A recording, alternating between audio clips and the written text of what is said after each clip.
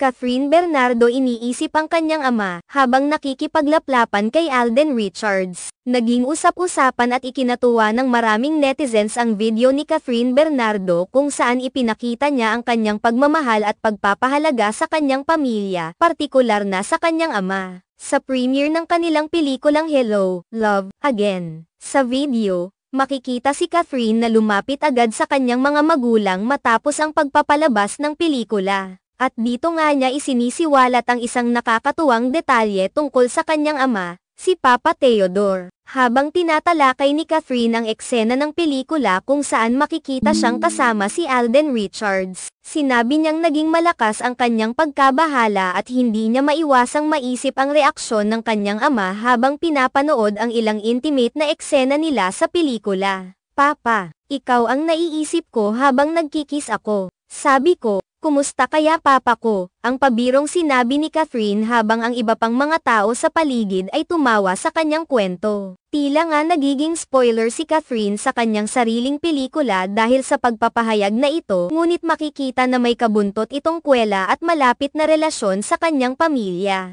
Bukod sa pagpapakita ng kanyang pagmamahal sa pamilya, ipinakita rin ni Catherine ang kanyang kasiyahan sa tagumpay ng kanilang pelikula, na nagbukas ng isang bagong kabanata sa kanilang career ni Alden Richards. Inaasahan ang mataas na bilang ng mga manonood na pupunta sa mga sinehan upang mapanood ang kanilang pinagsamang proyekto. Lalo pat matagal na itong inaabangan ng kanilang mga fans. Sa loob ng 5 taon mula nang unang magkasama sa pelikula sina Catherine at Alden sa Hello, Love, Goodbye. Ang kanilang bagong pelikula na Hello, Love, Again ay nagbigay ng bagong sigla sa kanilang partnership. Ang Hello, Love, Again ay isang pelikulang may parehong tema ng pag-ibig at paghanap ng tamang tao para sa bawat isa. Ang kanilang mga fans, na tinawag na Kathden, ay labis na natuwa at nasiyahan sa bagong proyekto ng dalawa. Lalo na't ang huling pelikula nila bilang magkapareha ay naging malaking tagumpay. Ang magandang chemistry ni Catherine at Alden ay naging isa sa mga dahilan kung bakit inaasahang magiging hit ang kanilang bagong pelikula sa takilya.